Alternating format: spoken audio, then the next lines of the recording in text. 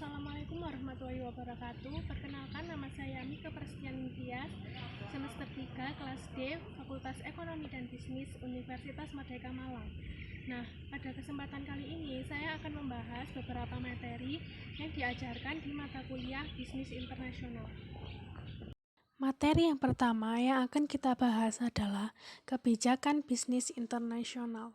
Pengertian, kebijakan perdagangan internasional adalah berbagai tindakan dan peraturan yang dijalankan suatu negara, baik secara langsung maupun tidak langsung, yang akan mempengaruhi struktur, komposisi, dan arah perdagangan internasional negara tersebut. Kebijakan dilaksanakan dengan tujuan untuk melindungi kepentingan ekonomi nasional, industri dalam negeri, dan lapangan kerja, serta menjaga stabilitas ekonomi nasional. Kebijakan bisnis internasional. Yang pertama, politik proteksi. Politik proteksi adalah kebijakan pemerintah untuk melindungi industri dalam negeri yang sedang tumbuh atau infant industri dan persaingan barang-barang impor. Yang kedua, politik perdagangan bebas. Politik perdagangan bebas adalah kebijakan pemerintah untuk mengadakan perdagangan bebas antar negara. Yang ketiga adalah politik autarki.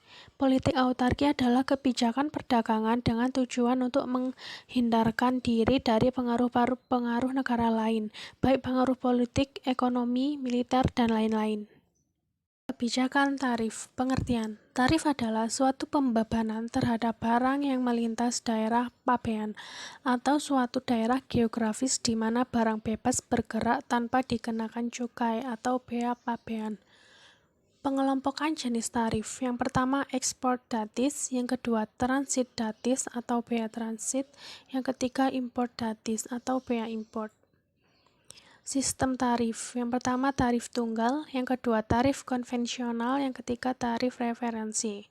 Cara pengenaan tarif. Yang pertama dasar nilai, yang kedua dasar jumlah barang, yang ketiga kompon datis. Dampak pengenaan tarif import. Yang pertama price effect, yang kedua consumption effect, yang ketiga import substitution effect, yang keempat redistribution effect. Kebijakan non-tarif. Yang pertama, 1.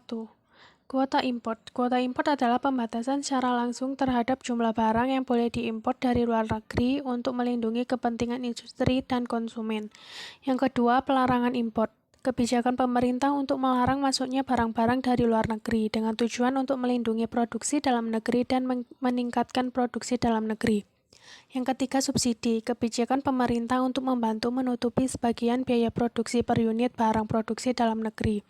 Yang keempat, dumping. Ekspor dari suatu komoditi dengan harga jauh di bawah pasaran atau penjualan komoditi ke luar negeri dengan harga jauh lebih murah dibandingkan dengan harga penjualan domestiknya.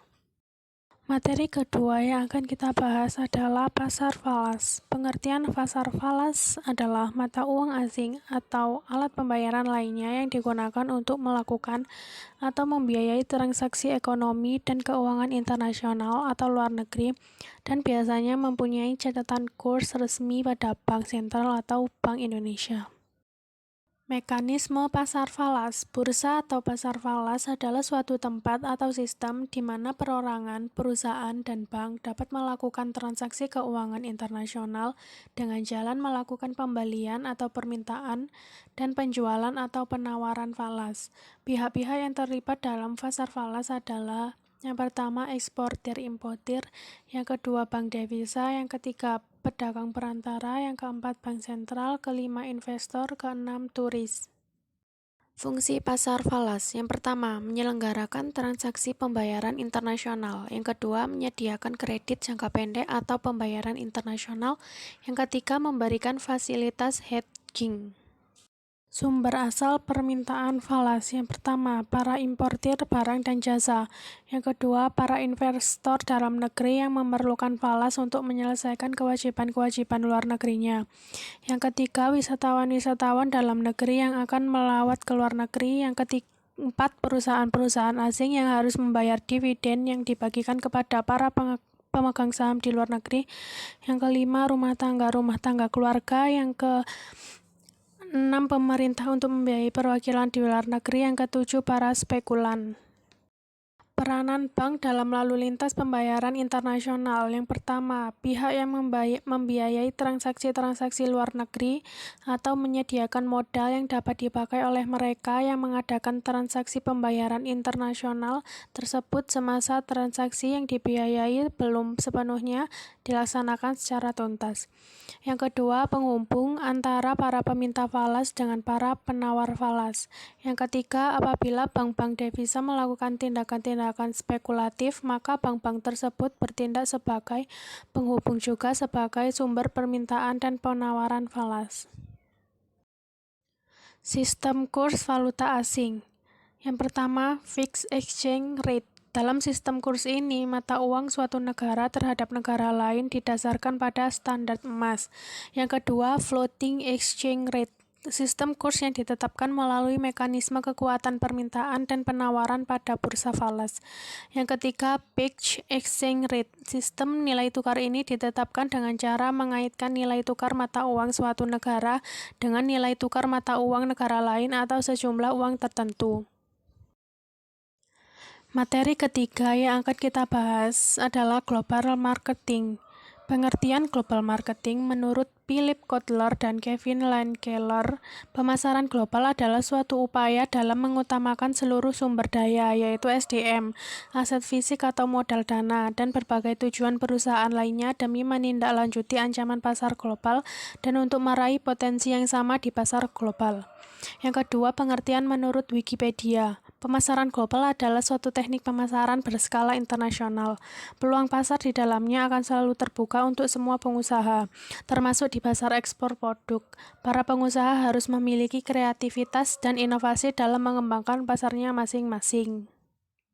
Faktor pendorong pemasaran global. Yang pertama, perbaikan komunikasi dan transportasi. Yang kedua, kualitas. Yang ketiga, teknologi. Yang keempat, biaya pengembangan produk. Yang kelima, perjanjian ekonomi regional. Yang keenam, perkembangan dunia ekonomi.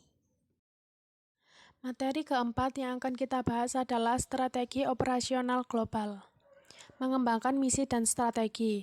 Misi adalah tujuan rasionalisasi atas keberadaan organisasi, menunjukkan kontribusi apakah yang dapat diberikan kepada masyarakat, atau menunjuk ke arah mana organisasi akan melangkah.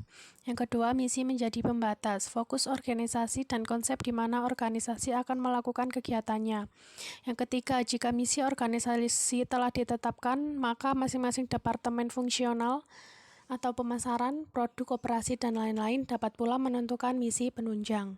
Yang kedua, strategi. Setelah misi ditetapkan, maka strategi dan implementasinya dapat dimulai.